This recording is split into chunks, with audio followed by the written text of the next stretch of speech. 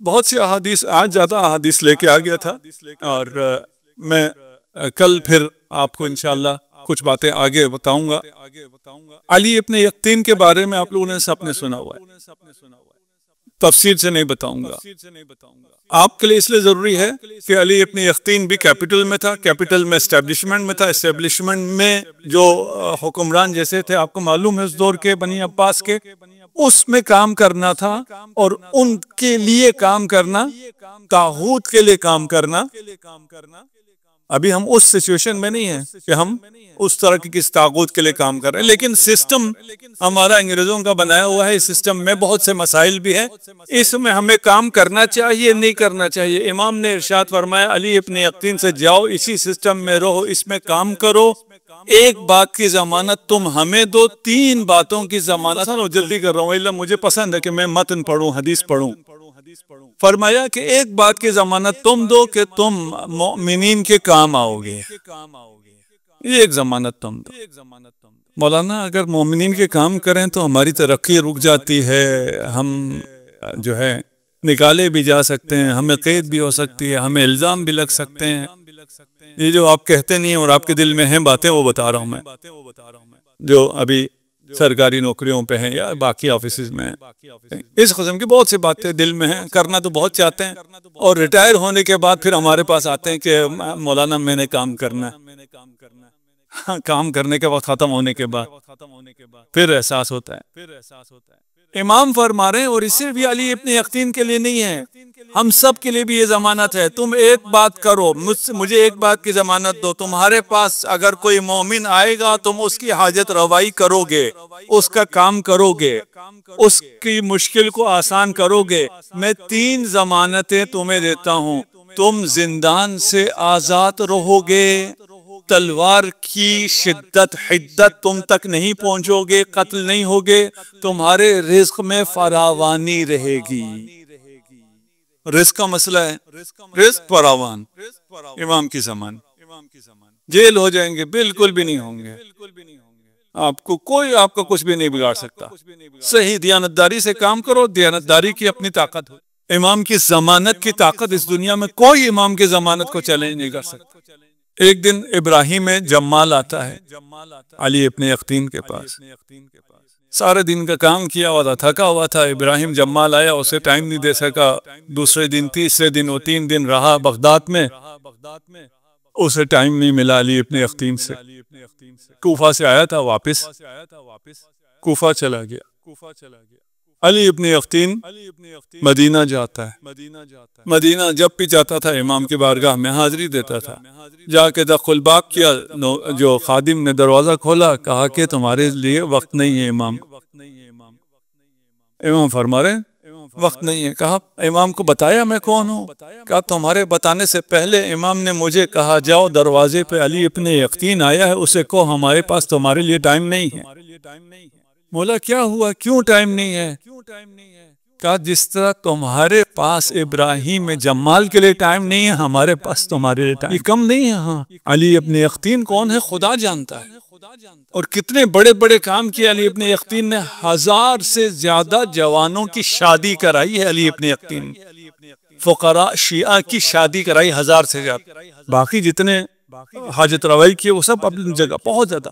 اتنا مقام کا شخص، اتنا بڑا معتمد، ایک شیعہ اگر اس کی حاجت لے کر گیا ہے، اس کو ٹائم نہیں دیا، امام کہتے ہیں ہمارے پاس تمہارے لیے ٹائم نہیں ہے۔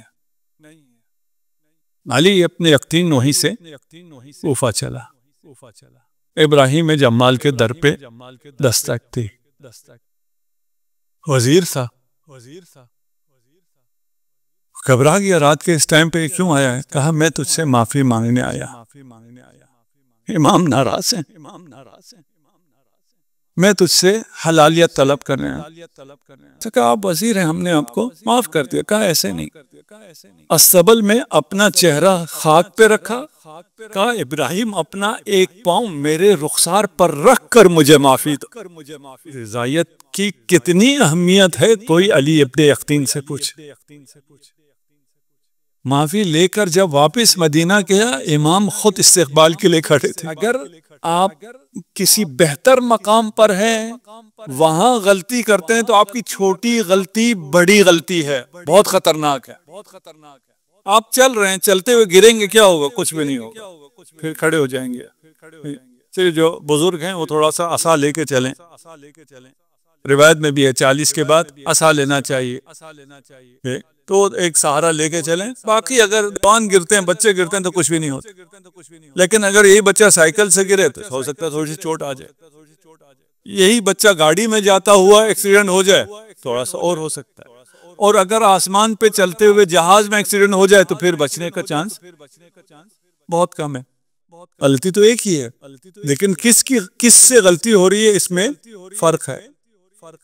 آپ سے غلطی ہو سکتی ہے، آپ مومن ہیں، آپ کی چھوٹی غلطی کا اثر بہت بڑا ہوگا، لیکن آپ کے لیے واپسی کا دروازہ بھی ہمیشہ کھلا ہے۔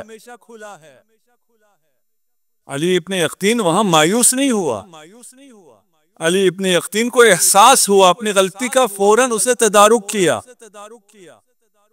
اور تدارک یہ نہیں کہ امام کے پاؤں پڑھ کے معافی مانگے، تدارک کیا ہے؟ ابراہیم جمال کے پاؤں پڑھ کے معافی مانگے۔ اب مسئلہ کیا ہے؟ میں نے اگر آپ سے کوئی زیادتی کی ہوئی، مثال کے طور پہ آپ سے میں معافی مانگنے آ گیا، تو میں کہوں گا یہ تو پھر بڑا مسئلہ ہو جائے گا، 4 لوگوں کو پتہ چلے گا میں تو صاحب عزت ہوں، میری عزت کا کیا ہوگا، اس لیے میرے لیے مشکل ہے میں آپ سے معافی مانگوں، پشیمان تو میں ہوں۔ تو ٹھیک ہے، یہاں آپ سب کے سامنے ہی معافی مانگو تو کتنے سے لوگ بیٹھیں؟ 2000 لوگ، ریکارڈنگ بھی چل رہی ہے، 4000 اور دیکھیں گے۔ لیکن اگر یہاں معافی نہ مانگی تو محشر میں کس کے سامنے مجھے رسوا ہونا ہو؟ پوری دنیا تو ان کو کوئی حساب ہی نہیں کرتے، معصومین کے سامنے مجھے رسوا ہونا ہوگا، شرمندہ ہونا ہوگا۔ اپنا ظرف بڑا کریں، لوگوں کے کام آئیں، اور دل پہ یہ نیت رکھیں کہ میں اس قابل تو نہیں کہ میں امام کے کام آ سکوں، میں امام کے شیعوں کے کام آ رہا۔ شاید امام کو آپ کی یہ ادا پسند آ جائے اور آپ کو قبول زمانہ عجل اللہ فرجہ الشریف کے اعوان میں ہو سکتے۔ آج بھی ہمارے لیے ممکن ہے، یہ دروازے ہمارے لیے کھلے، ایسا نہیں کہ دروازے بند ہو، اور ہم خوش نصیب ہیں کہ ہمارے دلوں کو کھولنے کے لیے، ہمیں دنیا کی مادیت سے نکالنے کے لیے ہمارے پاس فرش عزا آئے، ہمیں یہ توجہ دلانے کے لیے کہ یہ دنیا کتنی اہم ہے اور قرب خدا کتنا مہم ہے، کتنا اہم ہے، اور اس مقصد کے لیے ہم کیا کیا قربانی دے سکتے ہیں یا کیا کیا قربانی دے سکتے ہیں، یہ درس ہمیں کربلا سے ملتا ہے۔ یہ کاروان جب مدینہ سے چلا، کاروان تیار ہو رہا ہے، زینب گورا نے امام سے فرمایا کہ مجھے بھی ساتھ آنے کی اجازت دیجیے۔ امام نے فرمایا جا کر عبداللہ سے اجازت لو۔ امام بے وقت ہے، اجازت دے سکتے ہیں، لیکن فرمایا نہیں، جا کر اپنے شوہر سے اجازت لو۔ جب جناب عبداللہ کے پاس آئے تو فرمایا زینب سفر میں بلائیں آتی ہیں، اگر اس سفر میں حسین پر کوئی بلا آئے تو اون محمد کو بھی ساتھ لے جانا، محمد کو میری طرف سے قربان کر دینا، اون کو اپنی طرف سے قربان کر۔ کربلا میں پہنچتا ہے، جن ماؤں کی کڑیاں جوان ہیں وہ بڑے فخر سے اپنے جوانوں کو تیار کر رہے، لیکن جن کے بچے چھوٹے ہیں انہیں احساس ہے نہ جانے امام اجازت دیں گے، نہ جانے ہمارے بچے بھی کسی کام آئیں گے۔ جب شہادتوں کا سلسلہ شروع ہوا، اون و محمد نے امام سے جا کر اجازت طلب کی، بار بار اجازت طلب کی، لیکن امام اپنے بانجوں کو پھول جیسے چھوٹے چھوٹے پانجوں کو شہادت کی اذن کیسے دے سکتے تھے؟ زینب کبریٰ خود تشریف لائیں، امام سے درخواست کی، امام نے نہیں مانا، ماں زہرا کا واسطہ دیا، بھیا قیامت پر باقی مائیں سرخرو ہوں گی، میں اپنی ماں کا کیا جواب دوں گی؟ امام نے اجازت دی، زینب نے تبرکات کا صندوق کھولا، جعفر طیار کا عمامہ اون کو پہنایا، حیدر کرار کا عمامہ محمد کو پہنایا۔ اتنے چھوٹے تھے کہ ان کے بدن پہ ذرا بھی نہیں آتی تھی۔ یہ جنگ کے لیے گئے، پہلے ایک بھائی شہید ہوا، پھر دوسرا بھائی شہید ہوا۔ ابھی خیام میں علی اکبر موجود ہے، عباس موجود ہے، اب حسین اکیلے لاشوں کو اٹھانے کے لیے نہیں جاتے۔ ایک وقت وہ بھی آئے گا جب کوئی نہ بچے گا اور علی اکبر کی لاش پر حسین تنہا جائیں گے، اور حسین کی حالت دیکھ کر زینب کبریٰ خیمہ چھوڑ دے گی۔ محمد کو علی اکبر نے اٹھایا اور ان کو عباس نے اٹھایا، واپس جب خیمگاہ لے کر آئے، ہر شہید کا زینب کبریٰ بڑھ کر استقبال کرتی تھی، لیکن اب کی بات زینب نظر نہیں آ رہی۔ امام نے کہا زینب کو تلاش کرو، دیکھا پشت خیمہ سر سجدے میں ہے، خدا تیرا شکر تو نے میری قربانی قبول لی، اجرکم علی اللہ۔ یہ وہ واحد ماں ہے جس نے اپنے بچوں پہ گریہ نہیں کیا۔ یہ بچے شہید ہو کر آئے، زینب نے گریہ نہیں کیا۔ جب یہ کاروان چلا اور 40 منزل سے گزرتے ہوئے شام کی طرف روانہ ہوا، یہ لعین جب بھی کوئی شہر آتا تھا آبادی آتی تھی، سروں کو نیزے پہ بلند کر کے بیویوں کے پاس لے آتے تھے تاکہ بیویاں بچوں کے سروں کو دیکھے بیتابی کرے اور لوگ تماشا دیکھیں۔ جب یہ کارواں کوفہ سے گزر رہا تھا، انہوں محمد کے سر ایزی میں بلند کر کے لب کے قریب لائے۔ زینب نے گریہ نہ کیا۔ کسی نے کہا ہندو چاند جیسے بچوں کی ماں کے وہ بات جانتا ہے کتنا گریہ کرنے کا تھا، لیکن زینب نے ضبط کیا، اس لیے کہ حکم تھا، اس کے کاروان کو سنبھالنا تھا۔ لیکن آپ کو مجھے تو حکم ہے کہ حسین ان آواز جو ہمارے گاؤں میں بلند ہوتی ہے،